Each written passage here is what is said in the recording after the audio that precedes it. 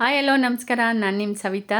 ಇವತ್ತು ಆಟೋ ಗ್ಯಾಸಿಗೆ ಎಷ್ಟು ಸ್ಟ್ರಗಲ್ ಮಾಡ್ತಾರೆ ಅಂತ ನೋಡಲಿಕ್ಕೆ ಹೋಗಿದ್ದೆ ನಾನೇ.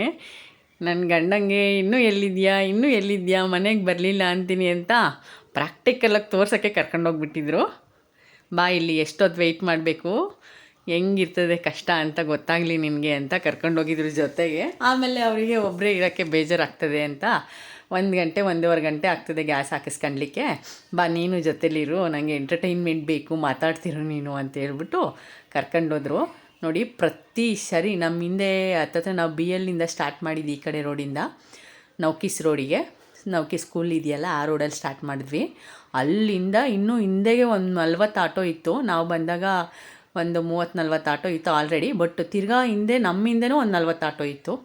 ಅಂದರೆ ಒಬ್ರಿಗೊಬ್ರು ಹೇಳ್ಕೊತಾರೆ, ಗ್ಯಾಸ್ ಬಂದಿದೆ, ಈ ಬಂಕಲ್ಲಿದೆ ಅಂತ ಹೇಳ್ಕೊಂಡು ಹಿಂದೆ ಬರ್ತಾನೆ ಇದ್ದಾರೆ. ನೋಡಿ, ತಾತ 2:30 ಹಂಗೆ ಬಂದೋದ್ರಂತೆ ಒಂದು ಸರಿ. ಎಲ್ಲ ಹುಡುಕಿ ಪಾಪ ತಾತ ಅಂತೂ ಬಿಸಿಲಲ್ಲಿ ಸುಸ್ತಾಗಿಬಿಟ್ಟಿದ್ದಾರೆ. ಆದರೂ ಏನು ಮಾಡೋಕ್ಕಾಗಲ್ಲ. ಆಟೋ ಗ್ಯಾಸ್ ಹಾಕಿಸ್ಕೊಂಡಿಲ್ಲ ಅಂದರೆ ಮತ್ತೆ ಖಾಲಿ ಆದರೆ ಇನ್ನೊಂದು ದಿನ ವೆಯ್ಟ್ ಮಾಡಬೇಕು.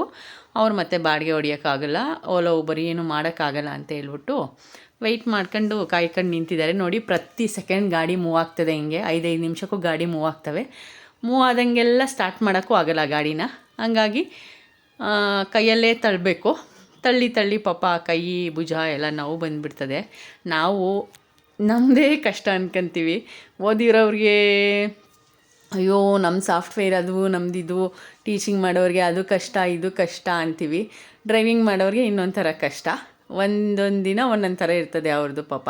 ನೋಡಿ, ಇಷ್ಟು ದೊಡ್ಡ ಲೈನ್ ಇತ್ತು. ಎಲ್ಲಿ ತನಕ ಇದೆಯಾ ಅಂದರೆ, ಇದು BL ಸರ್ಕಲಿಂದ ಮುಂದಕ್ಕೆ ಮತ್ತಿಕೆರೆ ರೋಡ್ ಹೋಗುತ್ತಲ್ಲ, ಆ ರೋಡ್ ಅಲ್ಲಿಂದನೂ ಮತ್ತೆ ನೋಡಿ ಒಳಗಿಂದ ಈ ರೋಡು ಫುಲ್ಲು ಲೈನು. ಇಷ್ಟು ಮುಂದೆ ಬಂದ್ವಿ ನಾವು. ಕೊನೆಗೆ ಆ ಸರ್ಕಲ್ ಕನೆಕ್ಟ್ ಆಗುತ್ತಲ್ಲ, ಆ ರೋಡ್ ಹತ್ರ ಬಂದ್ವಿ.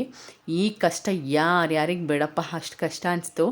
ನಾವು ಅಂದರೆ ಒಂದು ಕಡೆ ಇದ್ದು ಕೆಲಸ ಮಾಡ್ತಿದ್ರೆ ಅಯ್ಯೋ ನಮ್ಮದೇ ಕಷ್ಟ, ಬೇರೆ ಕೆಲಸ ಎಲ್ಲ ಈಸಿ, ಅವ್ರು ಈಸಿಯಾಗಿ ದುಡಿತಾರೆ ಹಂಗೆ ಹಿಂಗೆ ಅಂತ ಹೇಳ್ತೀವಿ.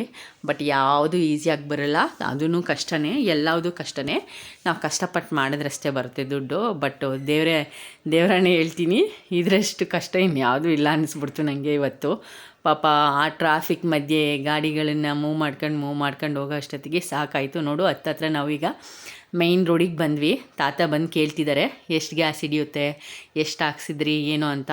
ಪಾಪ ತಾತಂಗೆ ಏನಾಯಿತು ಗೊತ್ತಾ, ಮಿಡಲಲ್ಲಿ ವಾಮಿಟ್ ಆಯಿತು. ಯಾಕೆ ಅಂದರೆ ಬಿಸಿಲಲ್ಲಿ ಚೆನ್ನಾಗಿ ಡ್ಯೂಟಿ ಮಾಡಿದ್ದಾರೆ. ಮತ್ತು ಆಮೇಲಿಂದ ಆಟೋನ ಪ್ರೆಷರ್ ಹಾಕಿ ತಳ್ತಿದ್ದಾರಲ್ವ, ಸ್ಟಾರ್ಟ್ ಮಾಡೋಕ್ಕಾಗಲ್ಲ. ಒಂದೊಂದು ಮೂಮೆಂಟಿಗೂ ಒಂದೊಂದು 5 ಮಿನಿಟ್ಸ್ಗೂ ಸ್ಟಾರ್ಟ್ ಮಾಡೋಕ್ಕಾಗಲ್ಲ ಅಂತ ಹೇಳ್ಬಿಟ್ಟು ಹಂಗಂಗೆ ತಳ್ತಿದ್ರಲ್ವ. ಆ ತಳ್ಳಿ ಬಗ್ಗಿ ಎದ್ದು ಏನಾಯಿತು, ಹಂಗೆ ಸ್ವಲ್ಪ ಪ್ರೆಷರ್ ಹಾಕಿ ತಳ್ಳಿರೋಕ್ಕೆ ವಾಮಿಟೇ ಆಗೋಯ್ತು ಪಾಪ. ವಾಮಿಟಿಂಗ್ಸ್ ಆಯಿತು. ಏನು ಮಾಡೋಕ್ಕಾಗಲ್ಲ, ಕಷ್ಟ ಅಲ್ವಾ. ಕೊನೆಗೂ ಹತ್ರಕ್ಕೆ ಬಂದ್ವಿ. ತಾತ ಹಂಗೆ ನಮ್ಮಿಂದನೇ ಇದ್ರಲ್ವ, ಕೇಳ್ತಾಯಿದ್ರು ಎಷ್ಟು ಹಿಡಿಯುತ್ತೆ, ಎಷ್ಟು ಹಾಕ್ಸಿದ್ಯಾ, ನೆಕ್ಸ್ಟ್ ಎಷ್ಟು ಹಾಕಿಸ್ಬೇಕು ಗ್ಯಾಸು ಅಂತೆಲ್ಲ ಮಾತಾಡ್ತಿದ್ರು. ನಮ್ಮ ಮನೆಯವರು ಗ್ಯಾಸ್ ಹತ್ರ ಬಂದ ತಕ್ಷಣ ಸಖತ್ ಖುಷಿನೇ ಆಗೋಯ್ತು ಅವರಿಗೆ. ಹಂಗೆ ಏನು ಮಾಡೋಕ್ಕಾಗಲ್ಲ, ಎಲ್ಲರಿಗೂ ಕಷ್ಟನೇ ಇರ್ತದೆ. ಮಾತಾಡ್ತಾ ಇದ್ದರು ಇವರು, ಹೇಳ್ತಿದ್ದಾರೆ ನೋಡಿ ಸ್ಟೋರಿನ.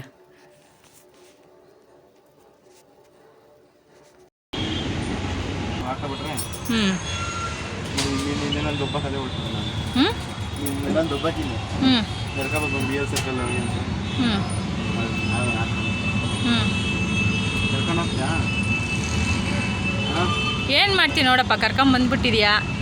ಇವಾಗ ಅವಾಗಲೇ ಹೆಂಡ್ತಿನೇ ಬಿಟ್ಟು ಬಾಡಿಗೆನೇ ಇಂಪಾರ್ಟೆಂಟ್ ಅಂತೀಯ ಹೆಂಡ್ತಿಗಿಂತ. ಹಾಂ, ಬಾಡಿಗೆ ಸಿಕ್ಕಿದ್ರೆ ಹೆಂಡ್ತಿ ಬೇಡ, ಏನು ಬೇಡ, ಬಿಟ್ಬಿಟ್ಟು ದುಡಿಯೋಕೆ ಹೋಗ್ತೀನಿ ಅಂತೀಯ.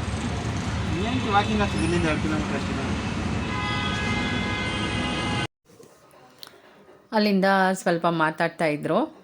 ನೀನಿಲ್ಲ ಅಂದರೆ ಬಾಡಿಗೆ ಹಾಕ್ಕೊಂಡು ಹೋಗ್ಬಿಡ್ತಿದ್ದೆ ನಾನು ಈಗ, ಹಂಗೆ ಹಿಂಗೆ ಅಂತ. ನಾನು ಹೆಂಡ್ತಿನ ಬಿಟ್ಬಿಟ್ಟೇ ಹೋಗ್ತೀಯ ನೋಡು ಅಂತಂದಿದ್ದಕ್ಕೆ ಅವರು ಹಂಗೆ ರೇಗಿಸ್ತಾಯಿದ್ರು.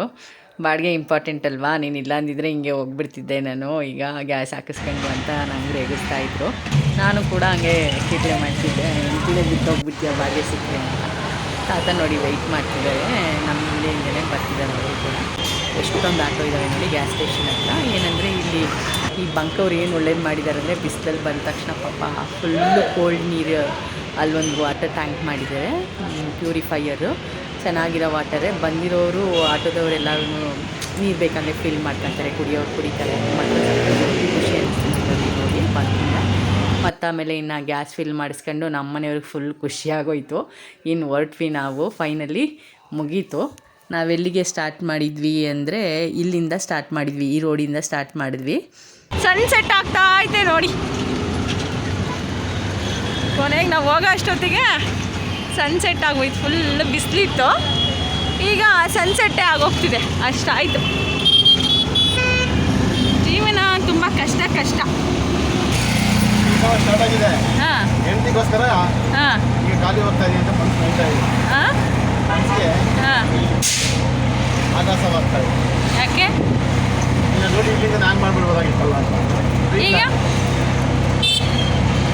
ಮತ್ತೆ ಹೆಂಡ್ತಿನ ಯಾಕೆ ಕರ್ಕೊಂಬಂದೆ ಅಲ್ಲಿಂದ? ಹಾಂ ಖಾಲಿ ಇರುತ್ತೆ ಅನ್ಕೊಂಡೆ.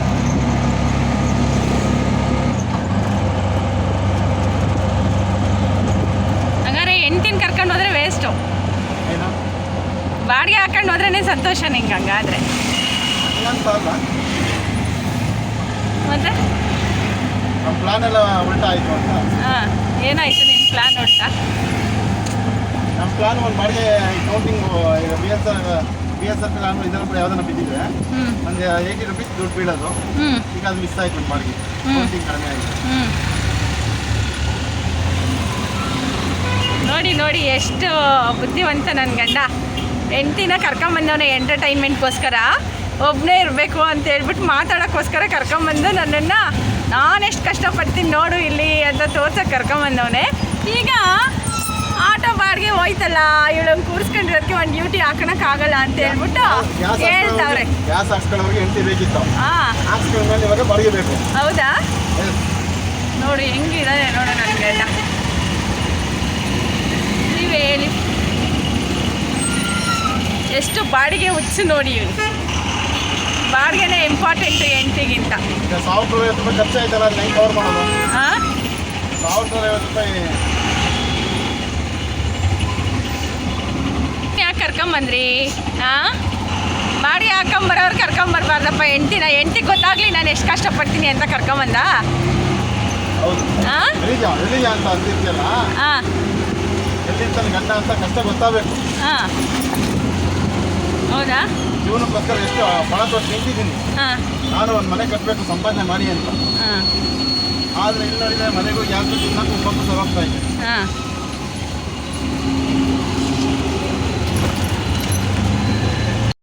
ನೋಡಿ ಪಾಪ ಈಗಿರುತ್ತೆ ಜೀವನ. ಈ ವಾರಿಂದ ಎಲ್ಲರಿಗೂ ಕೂಡ ಇಷ್ಟು ಕಷ್ಟ ಆಗ್ತಿದೆ. ಗ್ಯಾಸ್ ಎಲ್ಲ ಬೇರೆ ಬಂಕಲ್ಲೆಲ್ಲ ರೇಟ್ ಜಾಸ್ತಿ ಇರೋದ್ರಿಂದ ಯಾವ ಬಂಕಲ್ಲಿ ಕಡಿಮೆ ಇರುತ್ತೋ ಆ ಬಂಕಿಗೆ ಹೋಗಿ ಹಾಕಿಸ್ಕೊಂತಾರೆ. ಎಲ್ಲ ಕಡೆಯೂ ಕೂಡ ಸಿಗಲ್ಲ. ಪ್ಲೀಸ್ ದಯವಿಟ್ಟು ಓಲೋ ಊಬರ್ ಏನು ಅವರೆಲ್ಲ ಜಾಸ್ತಿ ಮಾಡಿಲ್ಲ ಅಮೌಂಟು, ಇವ್ರಿಗೆ ಜಾಸ್ತಿ ಆಗ್ತಿದೆ ಗ್ಯಾಸ್ ರೇಟು. ಎಲ್ಲರೂ ದಯವಿಟ್ಟು ಸಪೋರ್ಟ್ ಮಾಡಿ. ಮತ್ತು ಆಮೇಲೆ ಕ್ಯಾನ್ಸಲ್ ಮಾಡಬೇಡಿ. ಯಾರಾದರೂ ಡ್ಯೂಟೀಸ್ ಹಾಕೊಂಡಿದ್ರೆ ಒಂದು 2 ಮಿನಿಟ್ಸ್ 3 ಮಿನಿಟ್ಸ್ ಲೇಟ್ ಆಗ್ತದೆ, ಬರ್ತಾರೆ, ವೆಯ್ಟ್ ಮಾಡಿ. ಅಷ್ಟು ದೂರ ಬಂದಿದ್ದಾಗ ಅವ್ರು ವಾಪಸ್ ಹೋಗಬೇಕಾಗುತ್ತೆ. ಸಪೋರ್ಟ್ ಮಾಡಿ. Thank you so much.